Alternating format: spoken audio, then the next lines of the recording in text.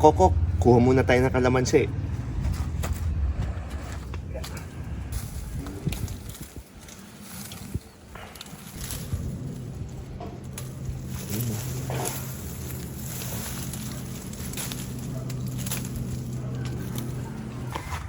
Yan kakokok, oh. Pwede na to, marami na to. Ito yung nakuha nating kalamansi, kakokok, oh.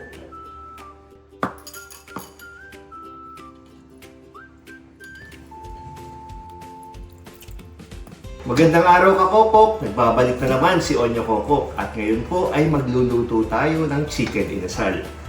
Meron tayong 4 na kilo na dito, quarter legs po. Chicken quarter legs. Okay? Gagawin po natin yung ating marinade. Itong marinade po natin na ito, eksakto po para sa 4 na kilo ng ating chicken. Ang eksaktong sukat, ilalagay ko na lang po sa description box, okay? At maglalagay din ako ng sukat para sa 1 kilo lang, okay? Para mas madali nyo pong sundan kung gusto nyo pong magluto ng konti lang.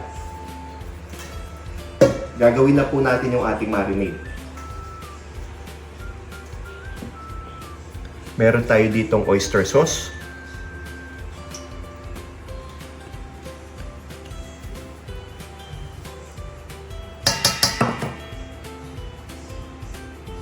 Soy sauce. Lagyan natin ng toyo ni Mrs.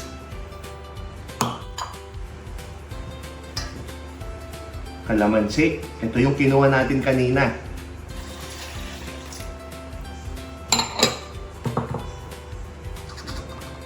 Lagyan din natin ng ketchup, kakoko.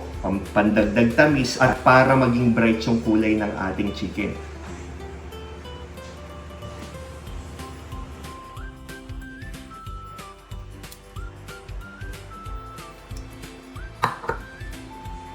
Brown sugar, kakoko.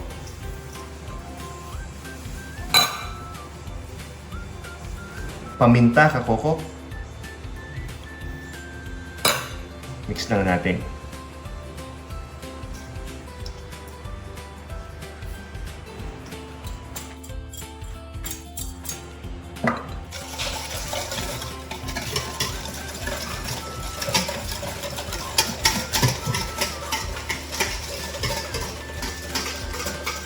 Mix natin ng maigi, kakoko.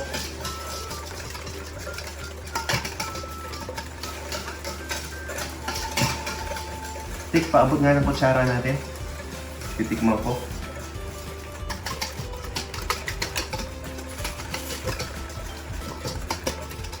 Tikman natin, ha?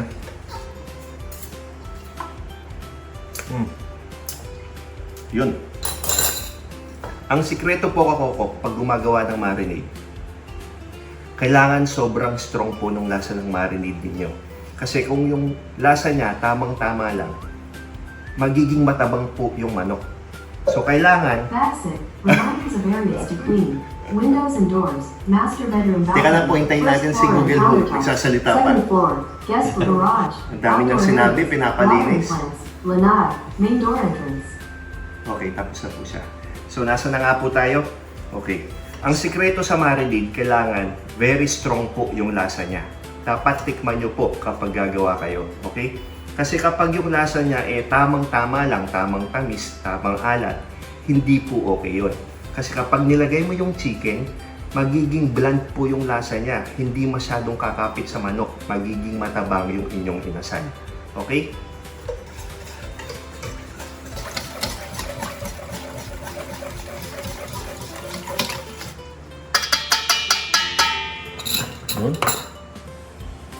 At maglalagay tayo ng ating bawang. Ganito po yung pagkat ng bawang, ha, dinikdik lang, hindi po durog-durog, okay?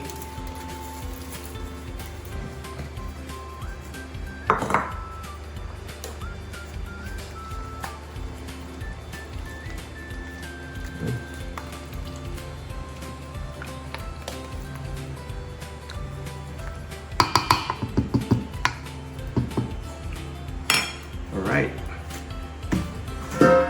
So ngayon po, isa-isa po nating i-dip dito sa ating marinade.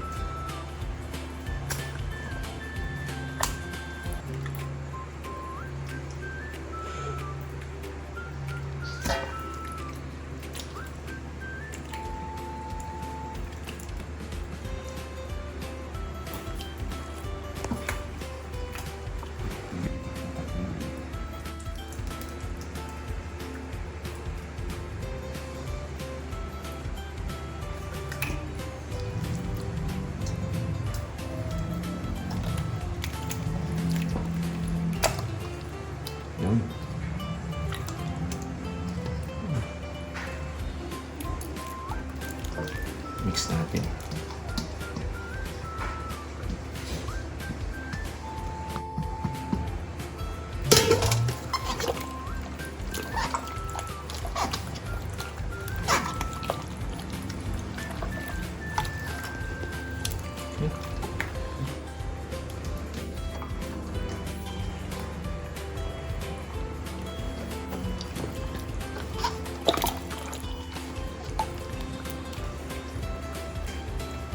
Alright.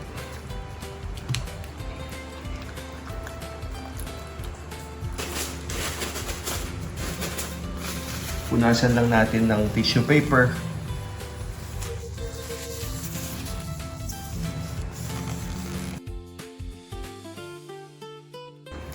At babalutan natin ng cling wrap.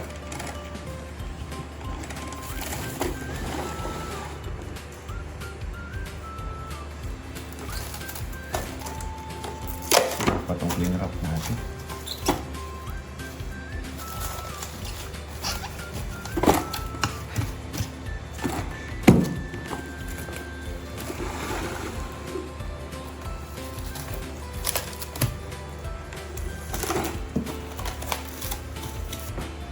Okay ka, Coco? Imamarinate lang natin ito for 4 hours. Minimum of 4 hours po yung pagmarinate. Pero para mas masarap at kung may time kayo, i-marinate nyo overnight. Mas okay po yun. Pero dahil ito, ulam namin mamayang gabi, 4 hours ko lang imamarinate. Ilalagay ko po ito sa loob ng ating ref. After a few hours, mga kakoko, ready na to. Lulutuin na natin.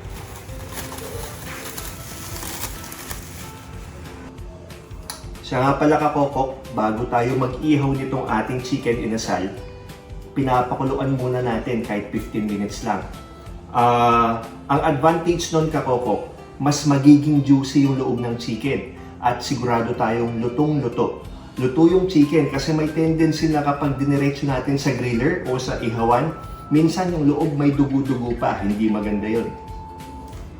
Kaya pakukuluan muna natin, kakoko. Transfer muna natin dito sa ating pan.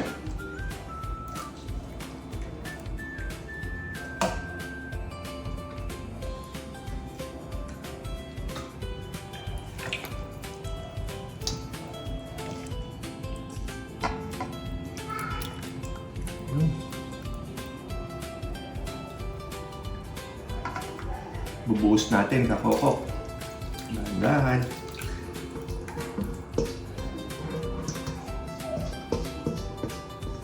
Yun. Kuha lang ako ng tubig. Lalagyan natin ng 1 cup ng tubig. Alright.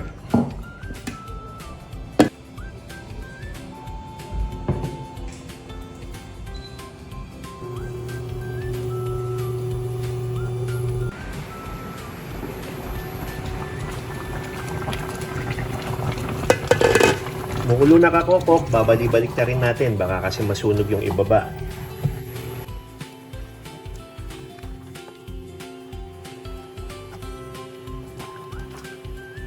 Bango.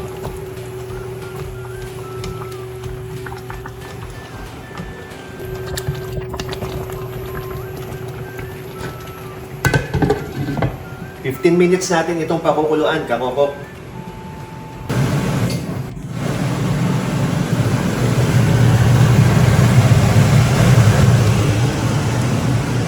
Hey, pasyaw.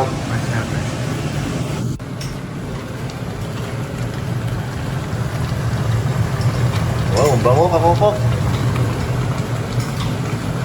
Okay na to, kakoko. 15 minutes na kumukulo. Tignan natin, kakoko. Bango.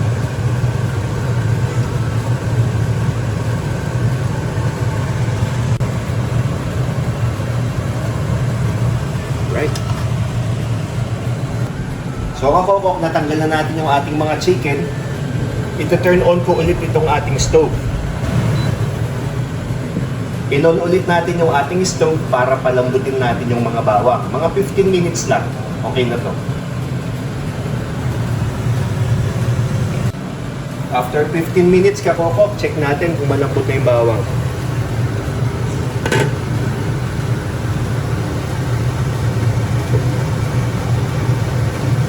Natin ha. Ayun o, natutunaw na siya. Okay na yan, patayin na natin yung apoy. Kunin na natin. Kunin natin yung bawang, kakoko. Yun o.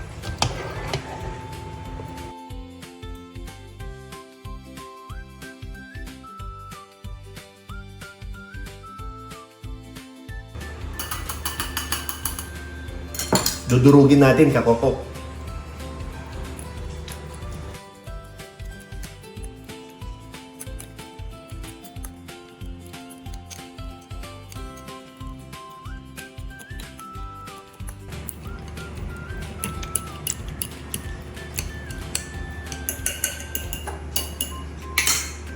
Okay na to, kakoko. Mag-iihaw na tayo. Kuha tayo ng konti dito sa pinagpakuluan, dito sa ating marinade. Okay. Gagamitin natin to, kakokok, ipang-brush natin sa ating inasal.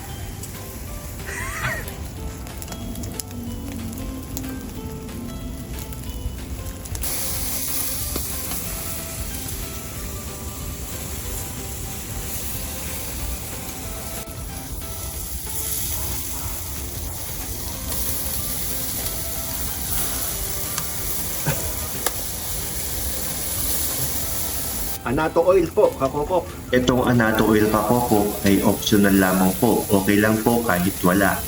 Pero kung maglalagay kayo, i-brush nyo po yung anato oil kapag sa tingin nyo malapit ng maluto yung manok. Huwag po kayong maglalagay ng anato oil kapag hindi pa luto yung chicken. Kasi possible na lumablab yung apoy at masunog, mabigla ang inyong mga manok.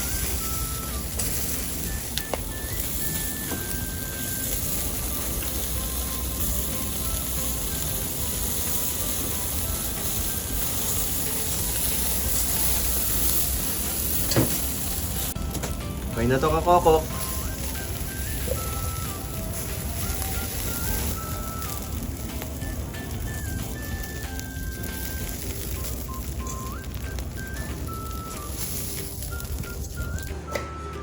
Tapos na tayo mag-ihaw, kakokok, at medyo napalabig na rin natin. Yan po, ganda ng pagkakaluto. At titikman natin.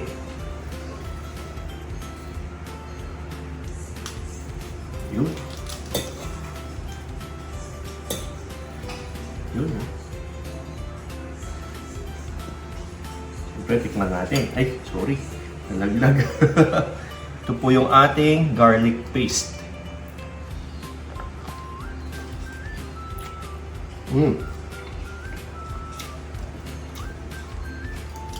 Ang sarap, kakoko.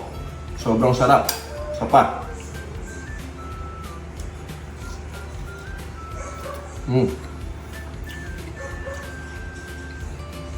The best, kakoko. Ang bilis na ubus mo agad. Tikman pa natin to, kakoko. Oh. Yun. Lagyan natin itong ating garlic paste.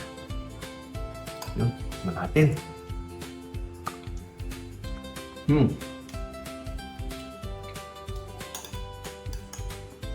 Sarap. Tamang-tama yung timpla niya, kakoko. At sobrang juicy. Yun. Tikman natin.